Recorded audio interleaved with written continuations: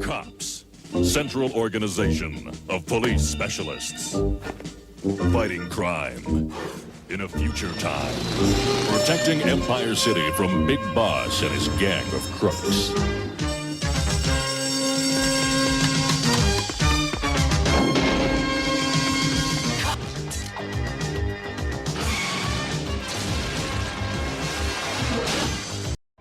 Welcome back to Retro Wednesday at the Titanium Hangar. This is Mike, and today I want to talk to you about Cops and Crooks coming back in a pretty major way. In fact, more stuff going on than I originally anticipated and expected. There are two companies making them in two different scales, and yeah, it's coming back. And I'm here to support it. I will talk about the pluses and minuses and all the good and the bad and all that kind of stuff, obviously, but I'm going to talk about what is getting made, what could we expect out of this, how long it would take to even just retrace the vintage, or should we retrace the vintage? Should we go into unknown territory and give us unproduced characters? Answer to that is very easily yes. Plus, all of you are going to say, Mike, what on earth do you know about Cops and Crooks? Quite a bit. We'll talk about this more. And Mask. Coming up.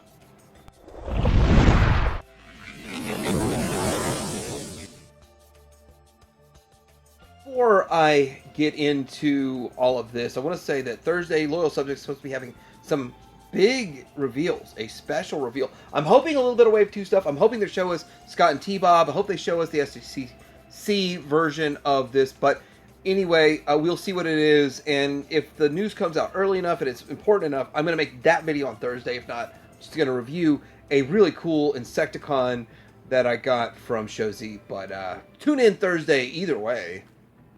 What makes me an expert on Cops and Crooks? Nothing at all, but I did collect this back in 2020, and I have, you know, a few of each figure and vehicle, and I know that the line, it has a lot of great stuff.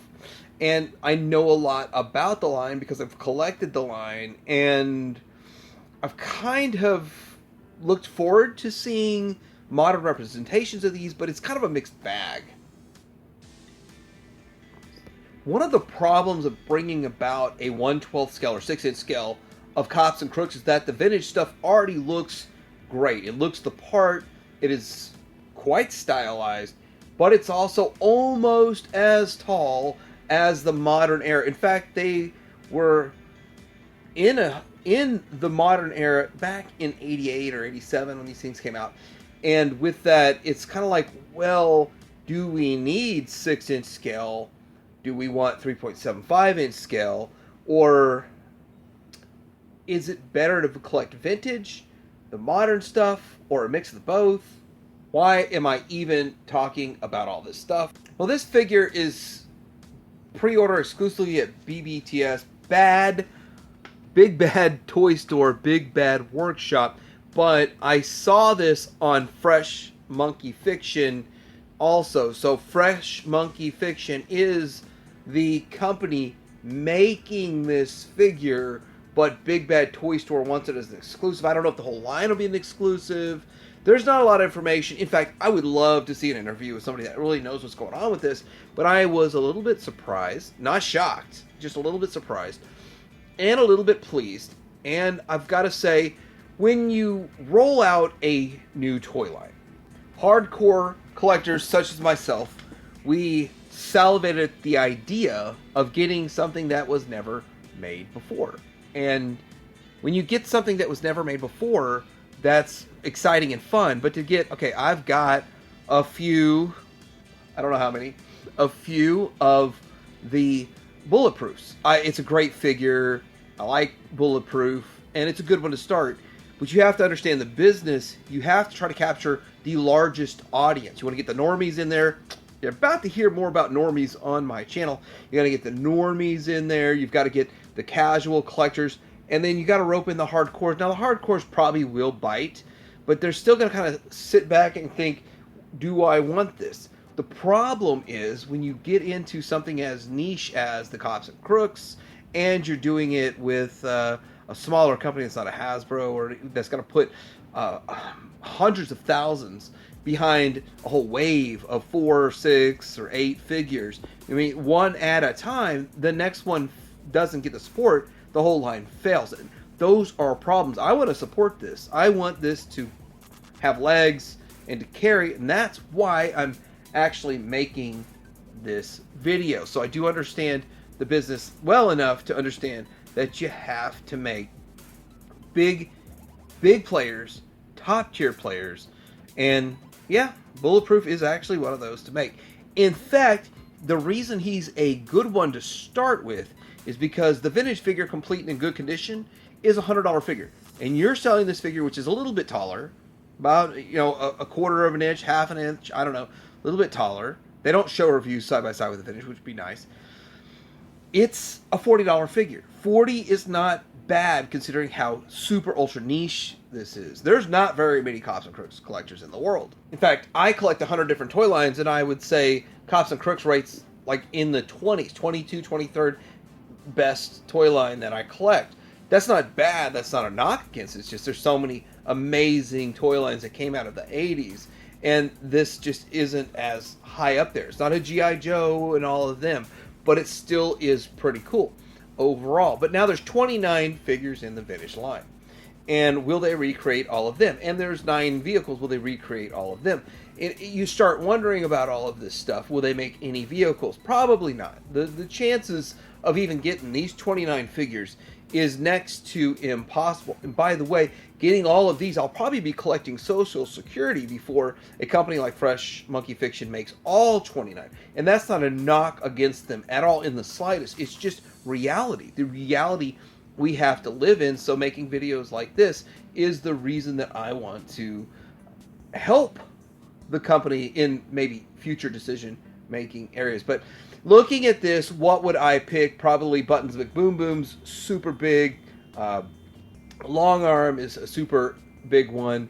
And obviously you'd want a Big Boss. They'd probably make Berserko, even though I'm not the hugest, biggest fan of Berserko. I like Bullet. I like Nightmare. Actually, Nightmare's one of my favorites. I also like Nightstick. Sundown's pretty cool too. But I mean, with this, it's really tough. So you got to kind of look and see, what does the majority of people that look at this want? Like apes. If you go to the wiki page and they're talking about Cops and Crooks, trending pages, Bulletproof is number 1, followed by Nightshade, Misdemeanor, Mainframe, Long Arm, Mace, Big Boss, and Apes. That should be your lineup, in my opinion. Now, the reason that, Todd McFarlane says girl figures don't sell, vintage collectors don't have the female figures because they never were made. I don't think Mace is all that great either. I would probably not do Mace.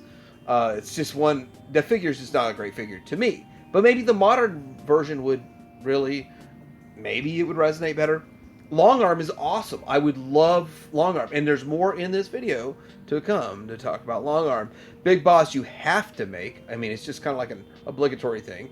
And Apes is one of those that's kind of like 50-50. He's got some cool gimmicks to him, but is he cool because of the gimmicks? Is he cool because he's a good character? Would he resonate with modern collectors? You also have to think about, what do modern collectors want?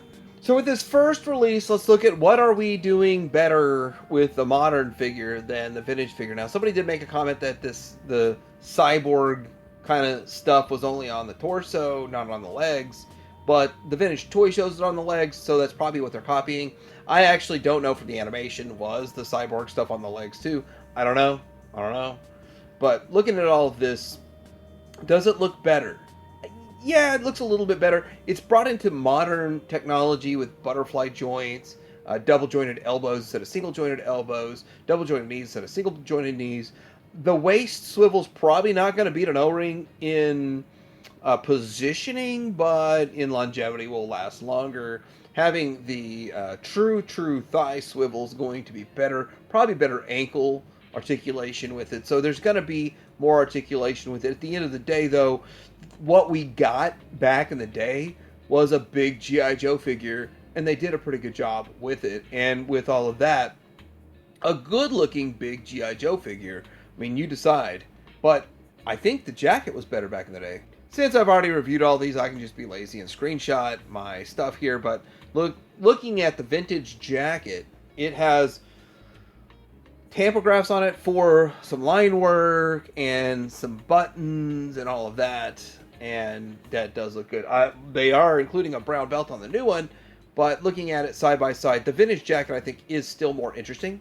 Does look better, and I'm still going to stick with that. I like the vintage one more than what they're doing with the modern one. I would like them to have at least matched what they did in the vintage one, if not exceed it, but it looks like a downgrade in my opinion.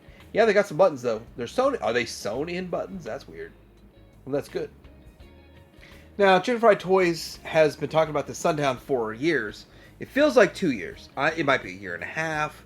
And from what I understand, I watched some review online of this figure, and it sounds like it's kind of hung up in shipping in China for some reason. So they're not over here yet. They did air ship like 80 of them. So that's why some people have them in hand. And some were at Joe Fest. So this one was picked up at Joe Fest. So somebody's selling like a $40 figure. I think these are 40 also. 30 to 40, I'm not sure. But this is Sundown, the first one, because this Chicken Fried Toys is actually making a Western line. And they've been making that for a while. But this is 3.75 inch. And it's nice. I wouldn't mind picking these up. Though there's a couple of issues. Number one, this thing still isn't delivered yet in full force, and they need to do that. Number two, you can't get it at BBTS or any of those places. You got to go through them, and I think you have to pay up front and then just wait and hope you get it. So there's a lot of things. Now, once they get their shipment, maybe they should get those with BBTS, and they actually sell their Western toy line, the Cowboys, on BBTS. So it's not like they don't have a relationship already, and BBTS is already carrying the other Cobbs and Crooks line. They carry this. So, I mean, there's just a lot of questions to it. I'd support all of them, but I don't want to just go through their site and have an 85th site that I have to memorize passwords and all that crap too. So, with this, I think it's cool. It looks great. It's awesome. 3.75 inch. Works next to your Joe's. I mean, there's a lot of really good points to this line, and I'd support it. But how far will it go? How deep will it go? And it's another one of those things that each release, if it's not supported enough, could be the end of the line. Now here's the back of the card back of the Chicken Fried Toys, and they have a shadow of Long Arm, Leadfoot. I don't know who Leadfoot is, so I gotta look into that. Taser. Taser's a good one. Taser is definitely a very popular character. In fact, really hard to get complete in the vintage line. Heavyweight. Yeah, that's good. Berserko. Berserko. Of course, people are going to make Berserko. Not my favorite character, but whatever. And then Buttons McBoom. Definitely got to make a Buttons. You know what? There's not even a big boss on there. And they're showing Buttons McBoom. So, good information from the back of the card. By the way, this is a listing right now on eBay. If you want to buy it, you could go buy it for $100 or get it through them for like 30 or whatever the price is. Now, lastly, Hasbro was going to introduce a figure that really looked a lot like, or could have been, a long arm figure. You know, obviously without the long arm cuff attachment. And he had a riot shield, all that kind of stuff. Now, I did watch a video from Viper Island that made some really great points that kind of touched on and danced around some ideas that Hasbro was wanting to be edgy because of what's going on with all the violence, the unnecessary violence and crap, and the police force. Now, I'm going to say this. I'm just going to throw it out there. I support my boys in blue. I have a lot of friends on the force, even though I was kind of upset at them in 2016 because they didn't pull a stupid, unnecessary ticket for me. You know, that's water under the bridge. I support my boys in blue. I always have. And if you don't, I mean, there's really something wrong with you messed up in the head to not support the boys in blue. You're going to call 911 if you don't support boys in blue. I mean, there's something wrong with you, but I support them and the jobs that they do. That my friends, what they have to see, what they have to deal with. Oh my gosh. If you had friends on the force and you knew what they dealt with every single day, and it's insane. I could make a whole video about that, but yeah, I'm supporting this figure. But I'm hearing from Viper Island that there's another company making it. Probably Valaverse. He won't call him out by name. Probably Valaverse from the way he talks. And if Valaverse makes one, I'm buying it. If it's going to be on BBTS, pre-order it, maybe 2. That'll be my long arm in this. And then all the other companies can skip long arm because it'll be taken care of, give us an accessory. And you know what? I bet you anything, Bobby Vala will include that accessory. Lastly, I failed to count all these, but these are characters in the show, according to Wiki, that are made. Now, we only saw 29 figures. This looks like more like 60 characters, but like Apes, Addictum, Agent Belson, Airwave, Linda O'Malley, Longarm, Louis the Plumber, Lump, Mace, Mainframe, Mayor Davis, Mickey O'Malley, Mirage, Miss Horton, Miss DeWell. We'll never see all these made. I just want to throw this out there just for fun. All right, so I'm curious what everybody thinks about this. I mean, I made a lot of points in this video. But guess what? You, the viewers, make many, many more excellent points that I'll repeat these in future videos. So please comment down below. Let me know what you think about this. What's your experience with collecting Cops and Crooks? Do you think we need to just retrace the vintage toy line? Do you think we need to do more figures that were never made before to mix with your vintage toy line? Or should we just get the top tier 6 figures and that's it? I mean, there's so many ways to look at it. But at $40 a figure, what do you think? Like and subscribe. Happy Retro Wednesday. Time to hang around. Sorry to spoil the moment, kid.